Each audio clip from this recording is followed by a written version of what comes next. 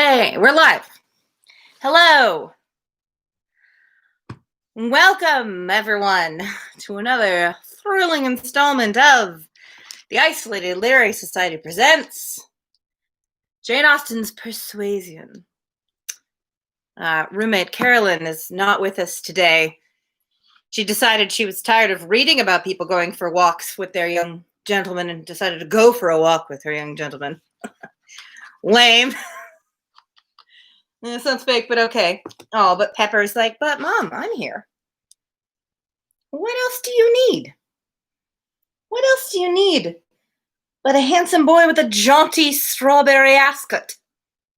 What else indeed, Pepper? What else indeed? Yeah, everybody gets their kitty time in while we're waiting for people to remember that the stream is happening and get their notifications and come join us. Yes. Look at that handsome boy. The handsomest cat in town. That's right. How is everyone? Oh, Tila, I'd love to see a picture of your little old man sleeping next to you with his head on your foot. That sounds so cute. You sound so cute, Pepper. I hope everyone's having a good-ish day. I'm having a weird day. I've been very tired and sort of lackluster all day. So, trying to find my video sort of persona, get my regular reading energy. Oh yes, he's a cute boy. Oh, with his ginger fur and his jaunty little kerchief. That's right. Oh, thunderstorms. Oh, but you get a thunderstorm. That's cool. I wish I had a thunderstorm. It is a bit gray, but I doubt we'll get a thunderstorm. It's like, pardon me, madam. I was not done with your hand. Okay. Sorry. It's like literally there's nothing cuter in the world than a cat putting their paw on your hand, or dog too, where they put a paw on you to be like, hello. I require your assistance. Hi, Michelle. All right. All right. What do you think, Pepper? Is it time to read? It's time to read the book? Okay. I'll see if I can read with one hand and pet the kitty with the other.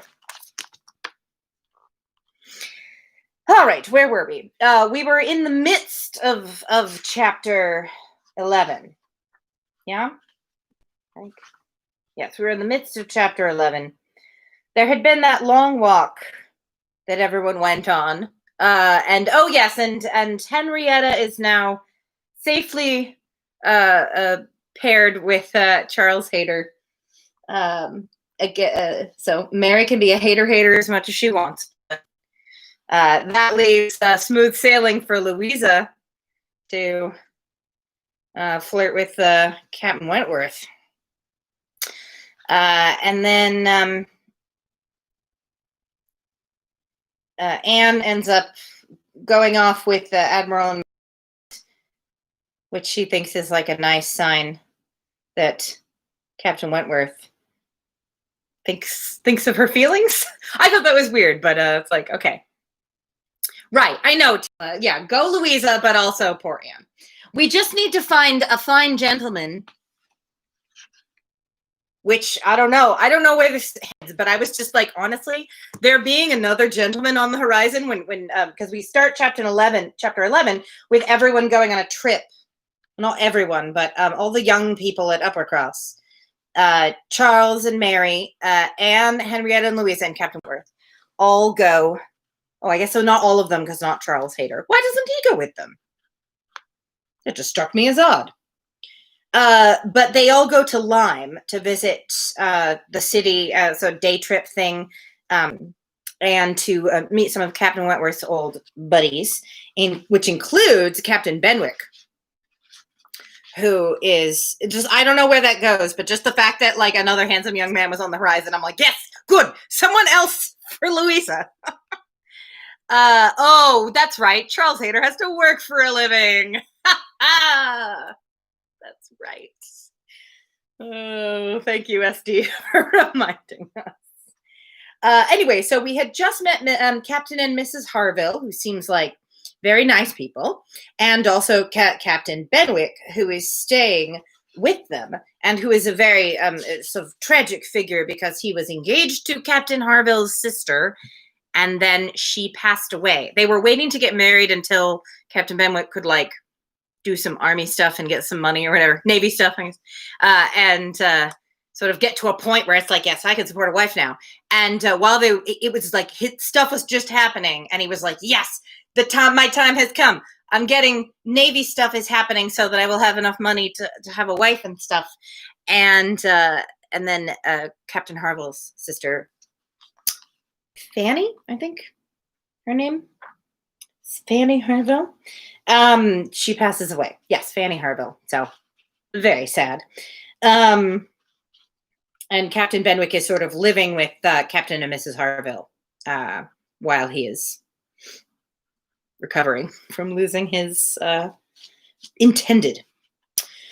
And as we remember, after we learned this information, and yet, said Anne to herself as they now moved forward to meet the party, he has not perhaps a more sorrowing heart than I have. I cannot believe his prospects so blighted forever. He is younger than I am, younger in feeling, if not in fact, younger as a man. He will rally again and be happy with another. It's like, I don't know about that, Anne. She's like, oh, anybody could recover from such a thing, except for me. I shall never recover. I'm ruined forever. Anyway, so I'm just gonna go back a paragraph here and read, kind of remind us of what's going on. As he says, if I recall correctly, Navy stuff happening, which leads to monetary improvement, means pillaging non-British ships, which like is probably, that sounds accurate. If Barrett's privateers taught me anything, it's that's what you did on ships back in the day. You found Yankees laid low down with gold, and you shot cannons at them, basically. Anyway, yeah, they always do talk about in these books, especially in this book, they keep mentioning things about like, oh yes, I made so much money on that ship, and I'm like, I thought you were in the Navy. What is the money making? And it's like, oh right, yeah, pillaging other people's ships. So, chug. Okay. They all met and were introduced. Captain Harville was a tall, dark man with a sensible, benevolent countenance, a little lame, and from strong features and want of health, looking much older than Captain Wentworth. Captain Benwick looked and was the youngest of the three, and compared with either of them, a little man. He had a pleasing face and a melancholy air, just as he ought to have, and drew back from conversation. Captain Harville, though not equaling Captain Wentworth in manners, was a perfect gentleman, unaffected, warm, and obliging.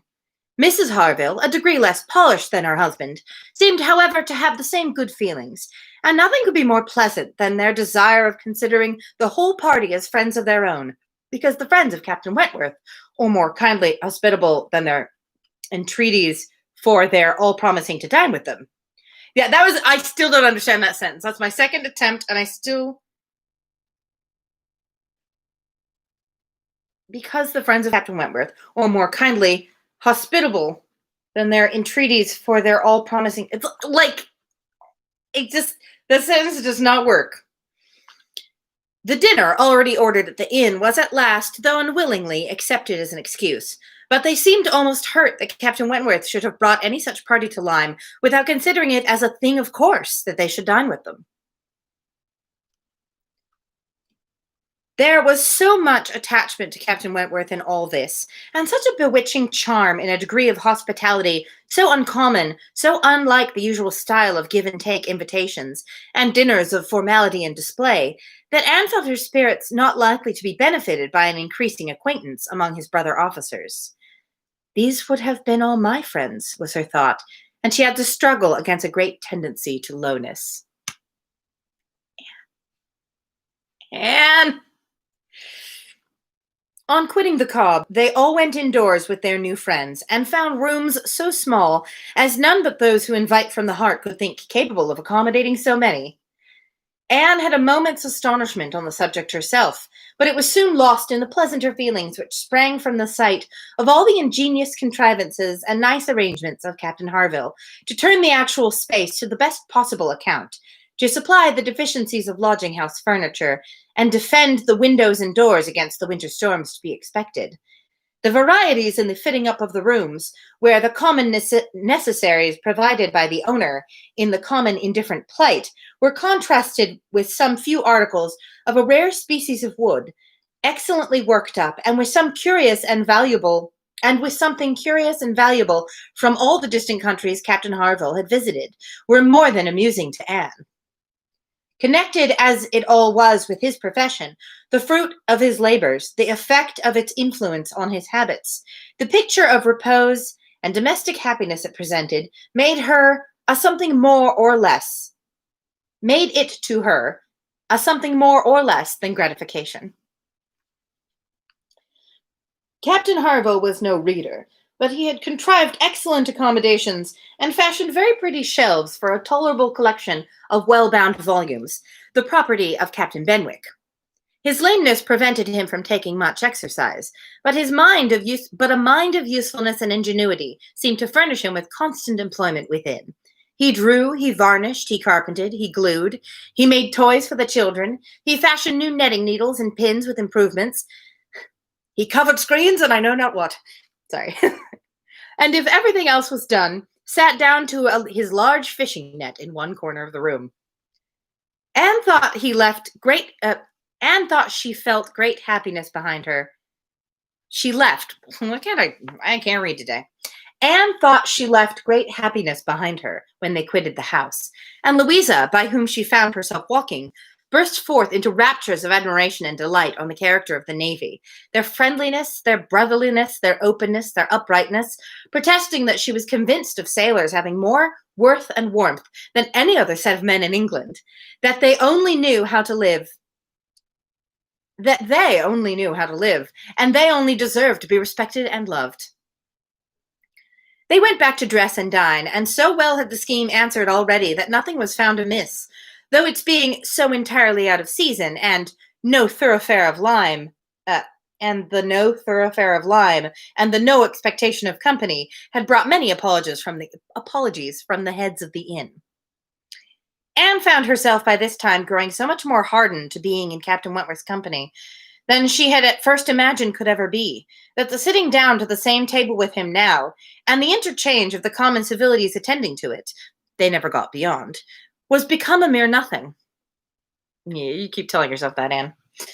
The nights were too dark for the ladies to meet again till the morrow, but Captain Harville had promised them a visit in the evening, and he came, bringing his friend also, which was more than had been expected, it having been agreed that Captain Benwick had all the appearance of being oppressed by the presence of so many strangers. He ventured among them again, however, though his spirits certainly did not seem fit for the mirth of the party in general. While Captains Wentworth and Harville led the talk on one side of the room, and by recurring to former days, supplied anecdotes in abundance to occupy and entertain the others, it fell to Anne's lot to be placed rather apart with Captain Benwick, and a very good impulse of her nature obliged her to begin an acquaintance with him. He was shy and disposed to abstraction, but the engaging mildness of her countenance and gentleness of her manners soon had their effect, and Anne was well repaid the first trouble of exertion. He was evidently a young man of considerable taste in reading, though principally in poetry, and besides the persuasion of Wink. Besides the persuasion of having given him at least an evening's indulgence in the discussion of subjects which his usual companions had probably no concern in, she had the hope of being of real use to him in some suggestions as to the duty and benefit of struggling against affliction, which had naturally grown out of their conversation. So Anne and Captain Benwick are just like sitting in the corner talking about how hard it is to be them. For, though shy, he did not seem reserved. It had rather the appearance of feelings glad to burst their usual restraints, and having talked of poetry, the richness of the present age, and gone through a brief comparison of opinion as to the first-rate poets, trying to ascertain whether Marmion or the Lady of the Lake were to be preferred, and how ranked the, Marmion, right, but this word, Gaiour, Giaour. I don't even know what language that's in. Anyway, apparently it's a poem. Yes, as the pop culture nerds found each other and conversing happily. The Lady of the Lake were to be preferred, and how ranked the Giaour and the Bride of Abydos, and moreover, how the Gaiour was to be pronounced. I'm sorry, I love that I was just apologizing. I don't know how to pronounce it. Apparently, neither did they. He showed himself so intimately acquainted with all the tenderest songs of the one poet, and all the impassioned descriptions of hopeless agony of the other. He repeated with such tremendous feeling the various lines which imaged a broken heart, or a mind destroyed by wretchedness, and looked so entirely as if he meant to be understood, that she ventured to hope he did not always read only poetry, and to say that she thought it was the misfortune of poetry to be seldom safely enjoyed by those who enjoyed it completely, and that the strong feelings which alone could estimate it truly were the very feelings which ought to taste it but sparingly. All right. His looks showing him not pained, but pleased with this allusion to his situation. And she was emboldened to go on, and feeling in herself the right of seniority of mind, she ventured to recommend a larger allowance of prose in his daily study, and on being requested to particularize, mentioned such works of our best moralists, such collections of the finest letters, such memoirs of characters of worth and suffering. Characters of worth and suffering. Is that should be the title of like a documentary about the writing of Persuasion. Oh. As occurred to her at the moment, as calculated to rouse and fortify the mind by the highest precepts and the strongest examples of moral and religious endurances. I was just thinking actually earlier today that I was not thinking that my necklace was going to fall off while I was talking. I was just thinking earlier today that I keep running across delightful turns of phrase in this book, and I'm going to forget them all. So I was like, well, today I should tell Carolyn when I find something hilarious and then I say, oh, I love that. I should start saying that. Or, oh, that's a great turn of phrase. I'll have her write it down. But she's not here. She has abandoned me in my time of need. So somebody else write down characters of worth and suffering, please. Oh, hello, Erin. I'm glad you could join us. They're all in at a seaside town visiting some friends of Captain Wentworth's, including a very sad character named Captain Benwick, and he and Anne are hanging out in the corner of the party talking about books that they like. Captain Benwick listened attentively and seemed grateful for the interest implied, and though with a shake of the head and sighs which declared his little faith in the efficacy of any books on grief like his, noted down the names of those she recommended and promised to procure and read them. When the evening was over, Anne could not but be amused at the idea of her coming to Lyme to preach patience and resignation to a young man who she had never seen before, nor could she help fearing, on more serious reflection, that, like many other great moralists and preachers, she had been eloquent on a point in which her own conduct would ill bear examination. Oh boy, I think we've all been there. Much easier to give advice than it is to live by your own suggestions.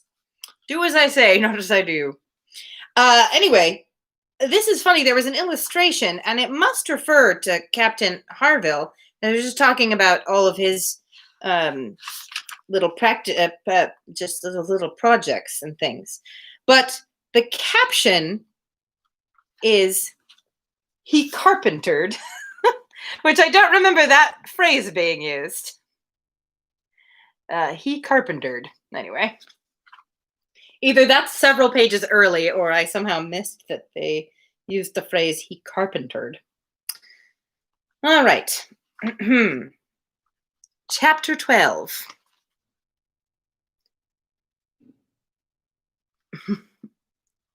Oh yeah, yes, I love him noting down her recommendations. That's very, very, very good of him.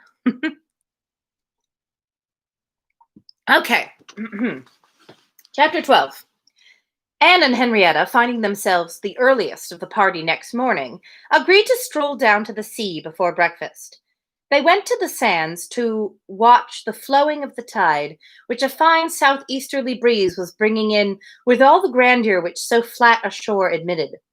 They praised the morning, gloried in the sea, sympathized in the delight of the fresh-feeling breeze, and were silent, till Henrietta suddenly began again with, "Oh, yes, I am quite convinced that, with very few exceptions, the sea air always does good. There can be no doubt of its having been of the greatest service to Dr. Shirley after his illness last spring 12-month." Does that mean a year ago last spring? Last spring 12-month? Well, so. "He declares himself that coming to Lyme for a month did him more good than all the medicine he took, and that being by the sea always makes him feel young again.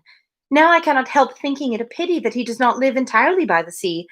I do think he had better leave Uppercross entirely and fix at Lyme. Do you not, Anne?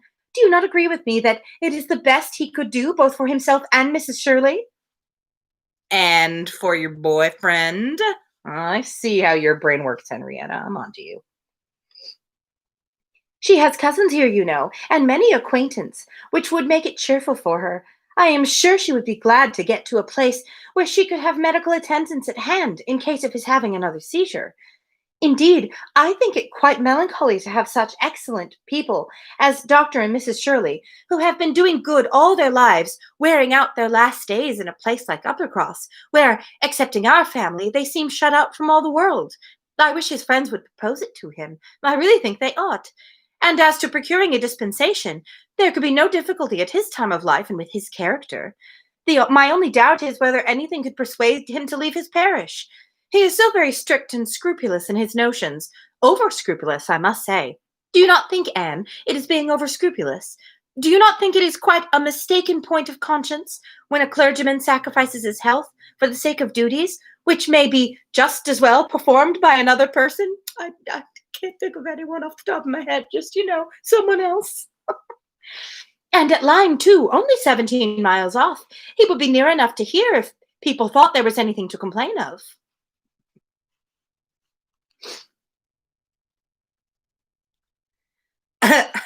Jill was saying, I would love to see an adaptation of this where whoever is playing Anne is not clued in.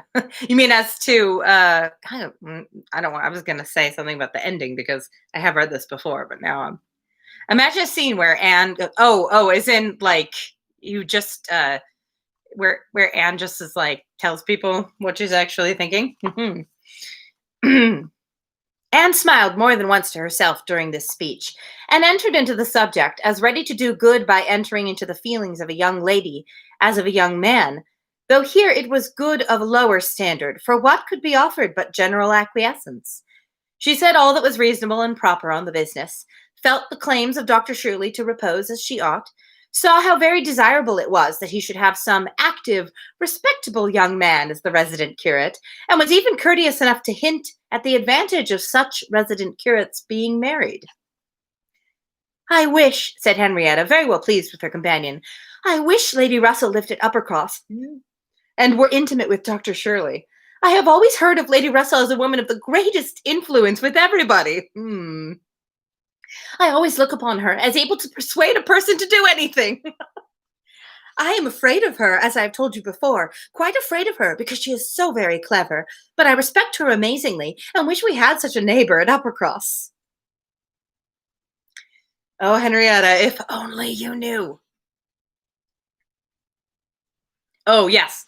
Yeah, it would be interesting to see just like a version of this with like if you wanted to do it in such a way as to not affect the plot, to have Anne just have like an internal monologue where she's like, "Shut up," like, okay, like she made mistakes in the past. She would have had to listen to Lady Russell. But imagine a version of this book where Anne still does everything she's expected, but inside she's thinking like, uh-huh. That would be funny. Maybe just a comedy sketch, maybe not an entire book, but just do pick like a really good scene from this book and do a sketch of it where Anne has a internal monologue. That'd be pretty great. I did think of doing a version of a couple of scenes from Pride and Prejudice. Like I could even take the footage and post it up on YouTube with subtitles translating what people are saying. Like, um oh, I had the perfect example. It just jumped out of my head. Um oh, the character's name just ran away from me. Damn it, I had a perfect example. Um just like on screen you're hearing she was extremely fond of me, and then the captions say she was easily led, and I devoted hours to her amusement. Captions read hours to her grooming. Anyway, but in time she grew quite proud. Read wise to my bullshit. This is what I'm talking about. I always thought that would be very amusing. Somebody tell me what that character's name is. Like, it's really weird. I've seen that adaptation a million times. The name is just, it's in my brain somewhere. It's like when something's in your house, but somebody put a piece of paper on top of it, and so it might as well have disappeared. Someone put a paper on top of that character's name in my brain, and now I can't think of it. Wickham, thank you, ST. It's like, my brain kept saying Wentworth, and I'm like, no, that's a guy in this book, dummy. All right, where were we? Anne is smiling and nodding. Anne was amused at Henrietta's manner of being grateful, and amused also that the course of events and the new interests of Henrietta's views should have placed her friend at all in favor with any of the Musgrove family. She had only time, however, for a general and a wish that such another woman were at Uppercross, before all subjects suddenly ceased, on seeing Louisa and Captain Wentworth coming towards them. They came also for a stroll till breakfast was likely to be ready.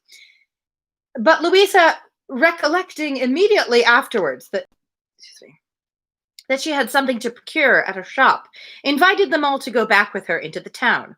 They were all at her disposal. When they came to the steps leading upwards from the beach, a gentleman, at the same moment preparing to come down, politely drew back and stopped to give them way. This is the only time in any of these books where we've had the illustration just placed in the middle of a paragraph when it's actually being mentioned. Usually an illustration gets its own page, but here we have a gentleman drawing back to let them pass. I love the ladies with their ridiculous hats.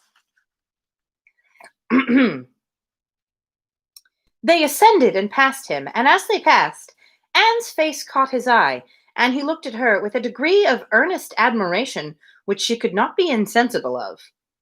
Who is this mysterious character? She was looking remarkably well, her very regular, very pretty features having the bloom and freshness of youth restored by the fine wind which had been blowing on her complexion. This book can't decide if being exposed to the wind is bad for you, like being on a ship, or good for you. It's good for you when you're at the seaside, and bad for you when you're in the Navy. All right. And by the animation of eye which it had also produced. It was evident that the gentleman, completely a gentleman in manner, admired her exceedingly. Captain Wentworth looked round at her instantly in a way which showed his noticing of it. He gave her a momentary glance, a glance of brightness which seemed to say, "That man is struck with you, and even I, at this moment, see something like Anne Elliot again."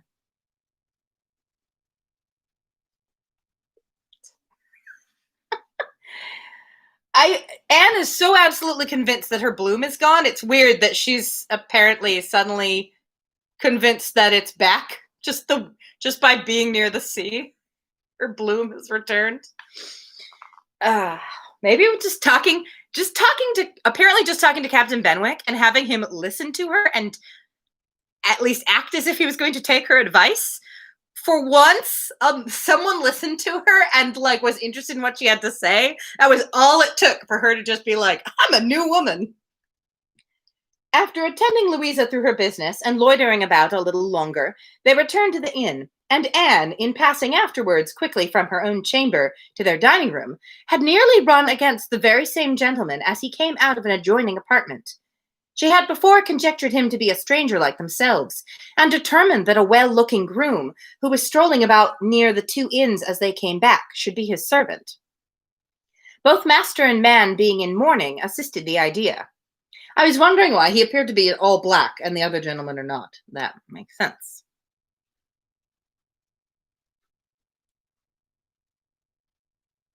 Sorry, my phone vibrated at me. It was nothing important. It was now proved that he belonged to the same inn as themselves, and the second meeting, short as it was, also proved again by the gentleman's looks that he thought hers very lovely, and by the readiness and propriety of his apologies, that he was a man of exceedingly good manners. He seemed about 30, and though not handsome, had an agreeable person. Anne felt that she should like to know who he was. Wouldn't we all? This mysterious stranger. They had nearly done breakfast when the sound of a carriage, almost the first they had heard since entering Lyme, drew half the party to the window. It was a gentleman's carriage, a curricle, but only coming round from the stable yard to the front door. Somebody must be going away. It was driven by a servant in mourning. The word curricle made Charles Musgrove jump up, that he might compare it with his own. The servant in mourning roused Anne's curiosity, and the whole six were collected to look by the time the owner of the curricle was to be seen issuing from the door, amidst the bows and civilities of the household, and taking his seat to drive off. Ah, cried Captain Wentworth instantly, and with half a glance at Anne, it is the very man we passed. The Miss Musgroves agreed to it, and having all kindly watched him as far up the hill as they could, they returned to the breakfast table. The waiter came into the room soon afterwards. Pray, said Captain Wentworth immediately, can you tell us the name of the gentleman who has just gone away? Yes, sir, a Mr. Elliot. Oh, what? Sorry. Yes, sir, a Mr. Elliot, a gentleman of... Oh, sorry, this is a waiter speaking. Yes, sir, a Mr. Elliot, a gentleman of large fortune, came in last night from Sidmouth. Dare say you heard the carriage, sir, while you were at dinner, and going on now for Crewkerne. Crewkerne? This does not look like a normal English place name. Crewkherne.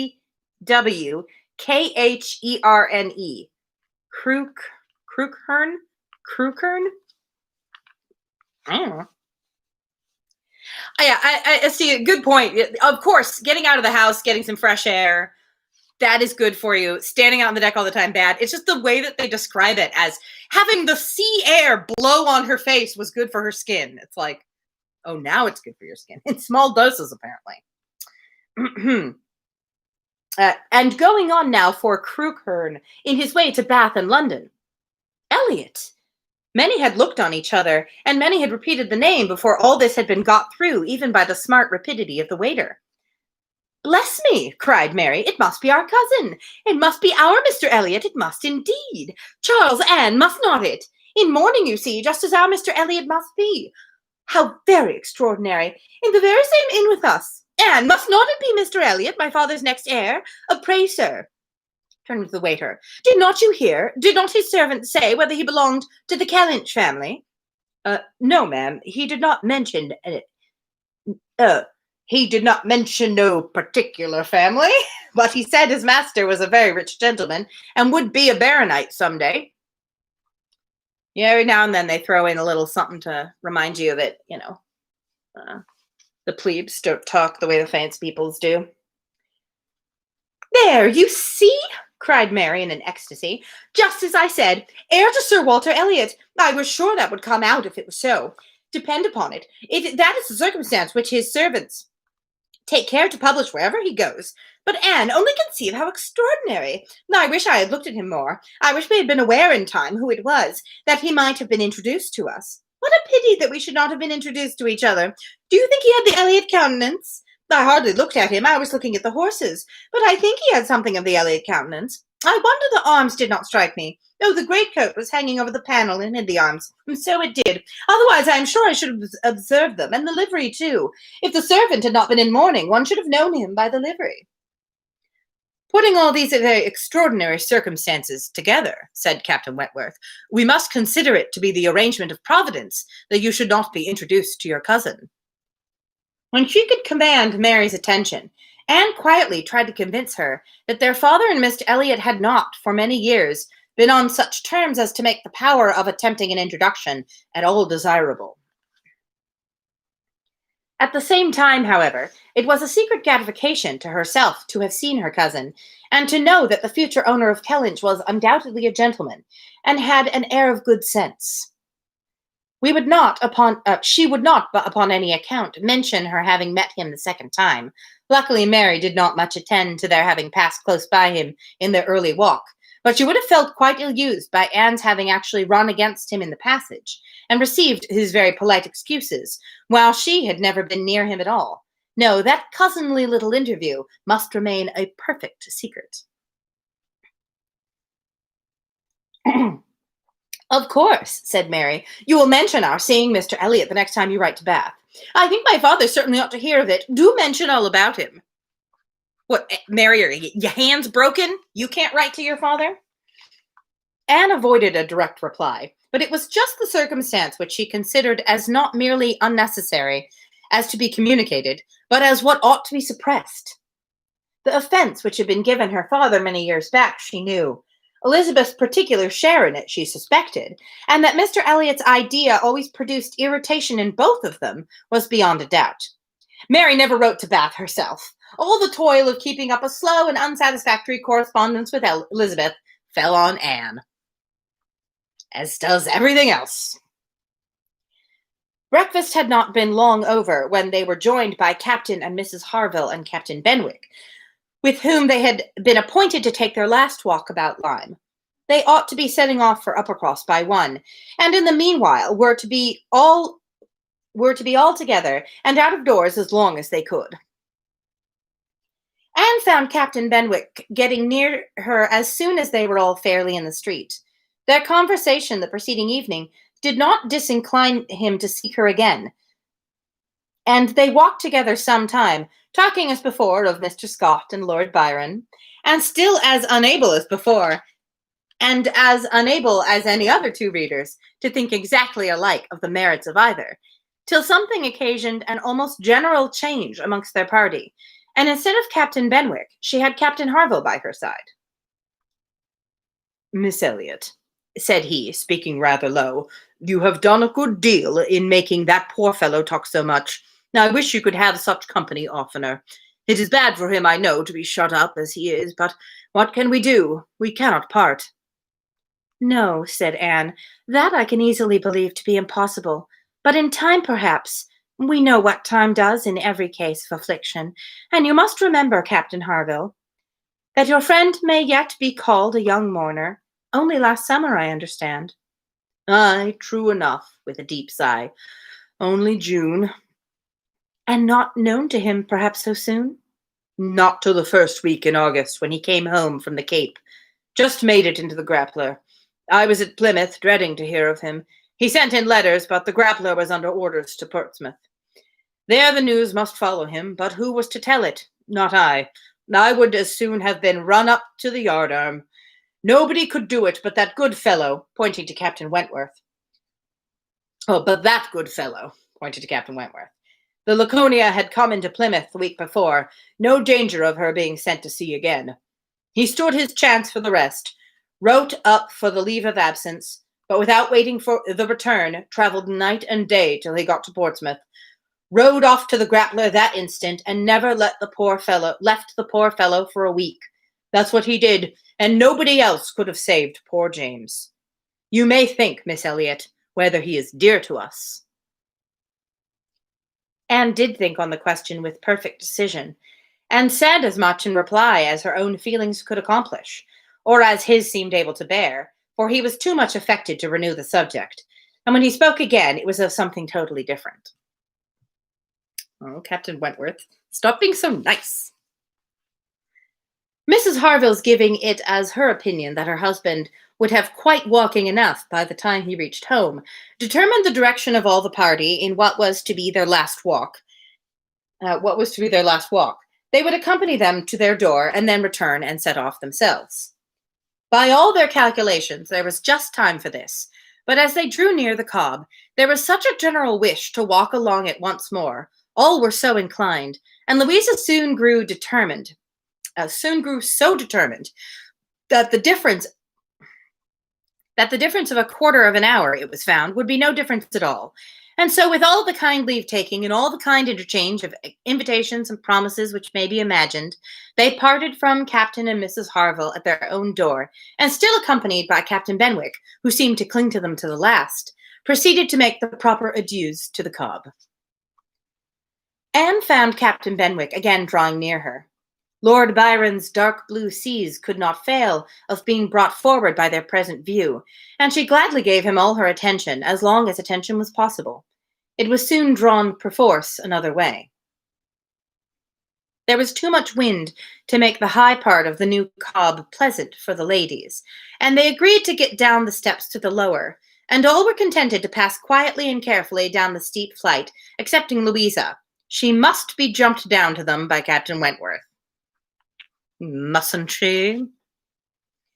In all their walks, he had had to jump her from the stiles. The sensation was delightful to her. I bet.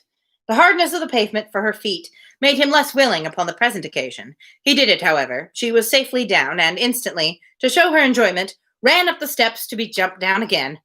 He advised her against it, thought the jar too great, but no, he reasoned and talked in vain. She smiled and said, "I am determined I will."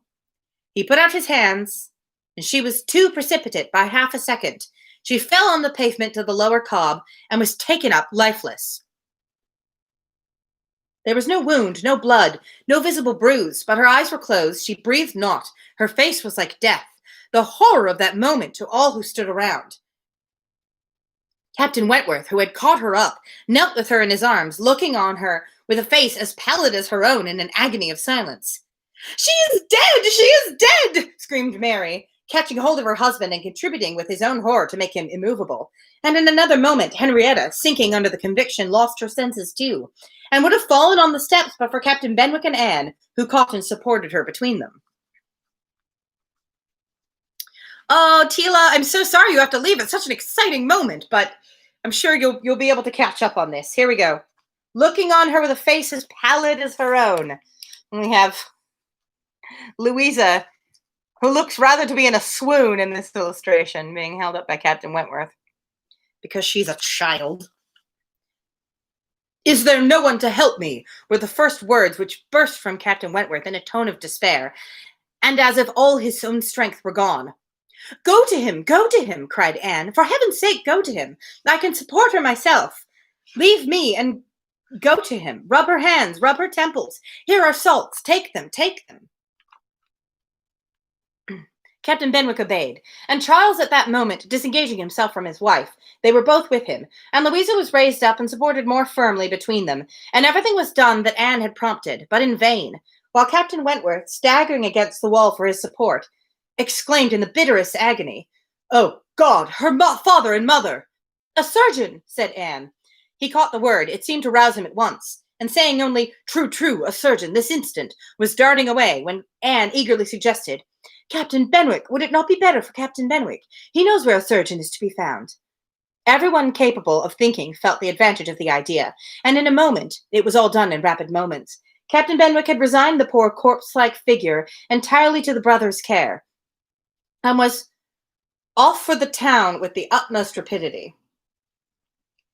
As to the wretched party left behind, it could scarcely be said which of the three, who were completely rational, was suffering most, Captain Wentworth, Anne, or Charles, who, really a very affectionate brother, hung over Louisa with sobs of grief, and could only turn his eyes from one sister to see the other in a state as insensible, or to witness the hysterical agitations of his wife, calling on him for help which he could not give. Anne, attending with all the strength and zeal and thought which instinct supplied to Henrietta, still tried at intervals to suggest comfort to the others. Tried at Mary, to animate Charles, to assuage the feelings of Captain Wentworth. Both seemed to look to her for directions. Anne, cried Charles, what is to be done next? What in heaven's name is to be done next? Captain Wentworth's eyes were also turned towards her. Had not she better be carried to the inn? Yes, I am sure. Carry her gently to the inn. Yeah, move her spine around a lot. Yes, to the inn, repeated Captain Wentworth, comparatively collected, and eager to be doing something. I will carry her myself. Musgrove, take care of the others. By this time, the report of the accident had spread among the workmen and boatmen about the Cobb, and many were collected near them, to be useful if wanted. At any rate, to enjoy the sight of a dead young lady, nay, 2 dead young ladies, for it proved twice as fine as the first report. To some of the best-looking of these good people Henrietta was consigned, for, though partially revived, she was quite helpless, and in this manner Anne walked by her side, and Charles, attending to his wife, they set forward, treading back, with feeling unutterable, the ground which so very lately, and so light of heart, they had passed along. They were not off the Cobb before the Harvilles met them. Captain Benwick had been seen flying by their house with a countenance which showed something to be wrong, and they had set off immediately, informed and directed as they passed towards the spot. Shocked as Captain Harville was, he brought senses and nerves that could be instantly useful, and a look between him and his wife decided what was to be done. She must be taken to their house. All must go to their house, and wait the surgeon's arrival there. They would not listen to scruples. He was obeyed. They were all beneath his roof, and while Louisa, under Mrs. Harville's direction, was conveyed upstairs and given possession of her own bed, assistance, cordials, restoratives were supplied by her husband to all who needed them. Louisa had once opened her eyes, but soon closed them again without apparent consciousness. This had been a proof of life, however, of service to her sister, and Henrietta, though perfectly incapable of being in the same room with Louisa, was kept, by the agitation of hope and fear, from a return to her own insensibility. Mary, too, was growing calmer. I felt like she could not possibly actually be dead, but also, like, the way they were all going on, like, her not breathing and being, absolutely senseless. The surgeon was with them almost before it had seemed possible. They were sick with horror while he examined, but he was not hopeless. The head had received a severe contusion, but he had seen greater injuries recovered from. He was by no means hopeless. He spoke cheerfully. That he did not regard it as a desperate case, that he did not say a few hours must end it, was at first felt beyond the hope of most, and the ecstasy of such a reprieve, the rejoicing, deep and silent, after a few fervent ejaculations of gratitude to heaven had been offered, may be conceived. The tone, the look, with which, thank God, was uttered by Captain Wentworth, Anne was sure could never be forgotten by her, nor the sight of him afterwards as he sat near a table, leaning over it with folded arms, and face concealed, as if overpowered by the various feelings of his soul, and trying by prayer and reflection to calm them. Louisa's limbs had escaped. There was no injury but to the head. Louisa's limbs had escaped. That is a sentence. Hey, we're Louisa's limbs. Thanks for coming out to the Comet tonight. We're stoked to be opening for Soul Coughing. Anyway. Oh, I should have said the off-ramp. That would have been better. Yeah. The Seattle folks listening. All right. Oh, there we are. Louisa's limbs. It now became necessary for the party to consider what was best to be done as to their general situation. They were now able to speak to each other and consult. That Louisa must remain where she was, however distressing to her friends to be involving the Harvilles in such trouble, did not admit a doubt. Her removal was impossible. The Harvilles silenced all scruples, and as much as they could, all gratitude. They had looked forward and arranged everything before the others began to reflect. Captain Benwick must give up his room to them and get a bed elsewhere, and the whole was settled. They were only concerned that the house could accommodate no more, and yet perhaps by putting the children away in the maid's room or swinging a cot somewhere. Wait, they have children? Apparently the Harvilles have children. I think this is the first. Oh, he said there was a line about him making toys for the children, and I don't think it like that registered somehow. I love how often this happens in Austen's books. People have kids, and unless the kids are important to the plot, it's just like whatever. Like in Pride and Prejudice, we never find out how many little Lucases there are. The only Lucases that really matter are Mariah and Charlotte. All the rest of them are just like, and then there's some kids. One of them talks about wanting to drink a lot of wine. Anyway.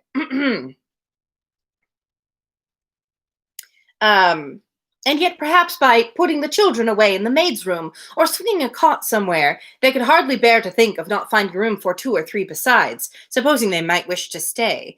Though, with regard to any attendance on Miss Musgrove, they need not be the least there need not be the least uneasiness in leaving her to Mrs. Harville's care entirely. Mrs. Harville was a very experienced nurse, and her nursery maid, who had lived with her long, and gone about with her everywhere, was just such another. How convenient. Between these two, she could want no possible attendance by day or night, and all this was said with a truth and sincerity of feeling irresistible. Charles, Henrietta, and Captain Wentworth were the 3 in consultation, and for a little while it was only an interchange of perplexity and terror. Uppercross, the necessity of someone's going to Uppercross, the news to be conveyed, how could it be broken to Mr. and Mrs. Musgrove? The lateness of the morning, an hour already gone since they ought to have been off. The impossibility of being in tolerable time. At first they were capable of nothing more to the purpose than such exclamations, but after a while Captain Wentworth, exerting himself, said, "We must be decided, and without the loss of another minute. Every minute is valuable. Someone must resolve on being off for Uppercross instantly. Musgrove, either you or I must go." Charles agreed, but declared his resolution of not going away. He would be as little encumbrance as possible to Captain and Mrs. Harville, but as to leaving his sister in such a state, he neither ought nor would. I would like to point out, though, that he would actually be probably better at, like, breaking the news to his mother and father than he would be of any use to Louisa at this point. Just putting it out there. So far it was decided, and Henrietta at first declared the same. She, however, was soon persuaded to think differently. The usefulness of her staying. She, who had not been able to remain in Louisa's room or to look at her without sufferings which made her worse than helpless. She was forced to acknowledge that she could do no good, yet was still unwilling to be away, till, touched by the thought of her father and mother, she gave it up. She consented. She was anxious to be at home. Yes, you can do more good helping your poor mother not go into hysterics. The plan had reached this point when Anne, coming quietly down from Louisa's room, could not but hear what followed, for the parlor door was open. "Then it is settled, Musgrove," cried Captain Wentworth, "that you stay, and that I take care of your sister home. But as to the rest, as to the others, if one stays to assist Mrs. Harville, I think it need be only one. Mrs. Charles Musgrove will, of course, wish to get back to her children, but if Anne will stay, no one so proper, so capable as Anne." No one so proper, so capable as Anne. She paused a moment to recover from the emotion of hearing herself so spoken of. The other 2 warmly agreed to what he said, and she then appeared. "You will stay, I am sure. You will stay and nurse her?" cried he, turning to her and speaking with a glow, and yet a gentleness which seemed almost restoring the past. She colored deeply, and he recollected himself and moved away. She expressed herself most willing, ready, and happy to remain. It was what she had been thinking of and wishing to be allowed to do. A bed on the floor in Louisa's room would be sufficient for her if Mrs. Harville would but think so. It's funny because I was just thinking to myself that, like, well, the obvious solution here is for Anne to stay, but, like, the only reason that's obvious is I know that everybody makes Anne do everything.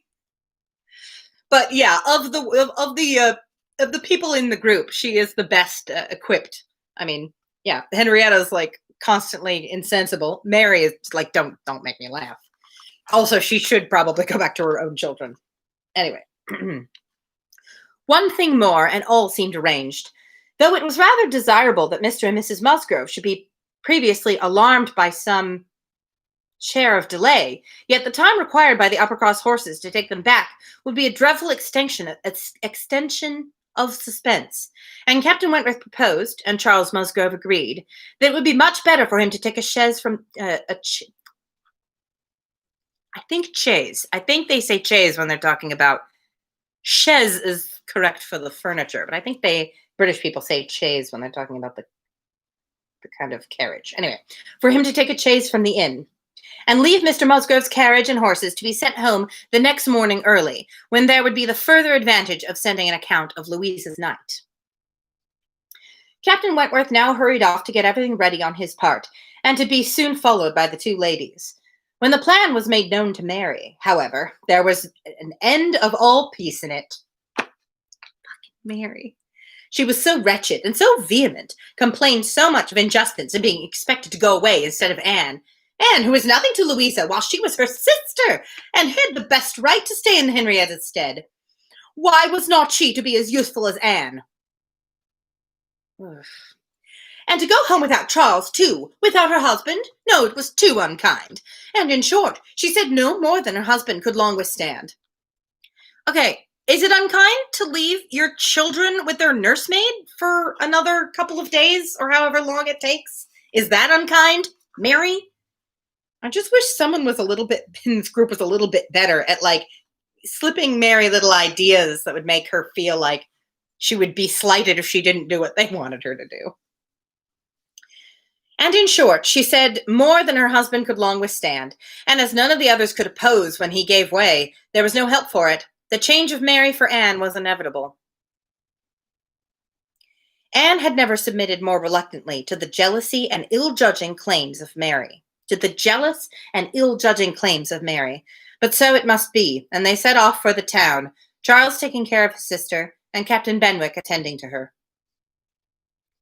She gave a moment's recollection, and as they hurried along, to the little circumstances which the same spots had witnessed earlier in their morning. There she had listened to Henrietta's schemes for Dr. Shirley's leaving Uppercross. Further on, she had first seen Mr. Elliot. A moment seemed all that could now be given to anyone but Louisa, or those who were wrapped up in her welfare. Captain Benwick was most considerably attentive to her, and, united as they all seemed by the distress of the day, she felt an increasing degree of goodwill towards him, and a pleasure even in thinking that it might, perhaps, be the occasion of continuing their acquaintance. Captain Wentworth was on the watch for them, and a chaise and four in waiting, stationed for their convenience in the lowest part of the street. And a chaise and four in waiting, stationed for their convenience in the lowest part of the street. But his evident surprise and vexation at the substitution of one sister for the other, the change of his countenance, the astonishment, the expressions begun and suppressed with which Charles was listened to, made but a mortifying reception of Anne, or must at least convince her that she was valued only as she could be useful to Louisa. She endeavored to be composed and to be just, without emulating the feelings of an Emma towards her Henry. Did she just reference her own fucking book?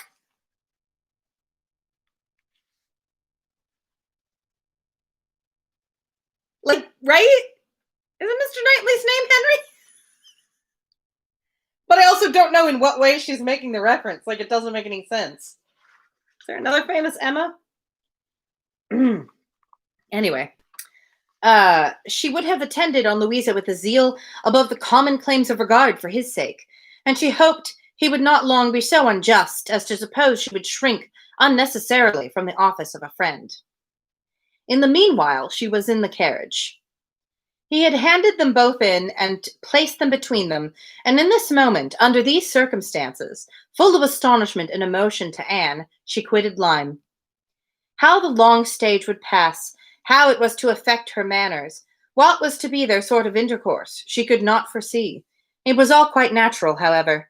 He was devoted to Henrietta, always turning towards her, and when he spoke at all, always with the view of supporting her hopes and raising her spirits. In general, his voice and manner were studiously calm. To spare Henrietta from agitation seemed the governing principle. Once only, when she had been grieving over the last ill-judged, ill-fated walk to the Cobb, bitterly lamenting that it ever had been thought of, he burst forth as if wholly overcome. Oh, Emma's Knightley is George. Yeah. It's George and John Knightley. It's a reference to a poem. Thank you. Good. It would have been really weird for her to reference her own thing.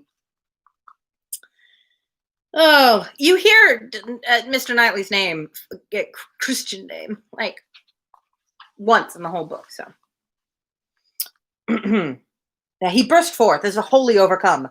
Don't talk of it, don't talk of it, he cried. Oh God, that I had not given way to her at that fatal moment. Had I done as I ought, but so eager and so resolute, dear, sweet Louisa.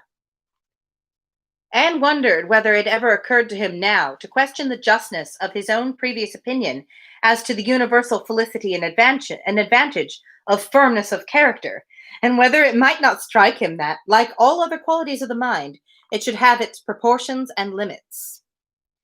She thought it could scarcely escape him to feel that a persuadable temper might sometimes be as much in favor of happiness as a very resolute character.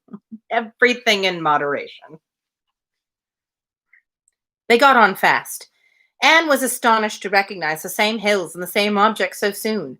Their actual speed, heightened by some dread of the conclusion, made the road appear but half as long as on the day before. It was growing quite dusk, however, before they were in the neighborhood of Uppercross, and there had been total silence among them for some time. Henrietta leaning back in the corner, with a shawl over her face, giving the hope of her having cried herself to sleep, when, as they were going up their last hill, Anne found herself all at once addressed by Captain Wentworth. In a low, cautious voice, he said, I have been considering what we had best do. She must not appear at first. She would not stand it. I have been thinking whether you had not better remain in the carriage with her, while I go in and break it to Mr. and Mrs. Musgrove. Do you think this is a good plan? She did. He was satisfied and said no more. But the remembrance of the appeal remained a pleasure to her, as a proof of friendship and of deference for her judgment, a great pleasure, and when it became a sort of parting proof, its value did not lessen. When the distressing communication at Uppercross was over, and he had seen the father and mother quite as composed as could be hoped, and the daughter all the better for being with them, he announced his intention of returning in the same carriage to Lyme, and when the horses were baited, he was off. Whew! All right, we went a little long today, but I knew we couldn't cut short before we got to the end of that chapter. So, oof, boy, I did not remember any of that, for the record. I didn't remember anything about they're going to Lyme. I mean, I remembered very little of the book, but definitely I had no hint of them running into Mr. Elliot or any of this stuff about Louisa being injured. I don't even remember. Now that it's happened, I have no memory. I was like, yes, of course Anne will stay with her. And then she gets to hang out and be a nerd with Captain Benwick more. Perfect. But apparently not. So I have no idea where we're going, but this is quite exciting. I understand now. When Carolyn went for her walk, she said, I'm so sad to miss today because I know we're getting into some exciting stuff, and now I know what she meant. So I will wrap up quickly since we are over time. Do not forget, tomorrow, I am starting early at 6 p.m. because a friend of mine, excellent musician from Bellingham named Dandelion, will be performing a live stream at 7 p.m. Pacific. So I will be starting at 6 tomorrow so that we can be done by 7. And then I hope some of you will join me to watch Dandelion's stream. It's going to be really cool. They're going to play some songs, and also it's like a year. I think it's their year anniversary of being sober, so they're going to talk about that a little bit too. Anyway, I'm very much looking forward to that. So I hope you guys will join me tomorrow at 6 for this, and at 7 for Dandy's stream. Other than that, I will see you guys tomorrow. Bye.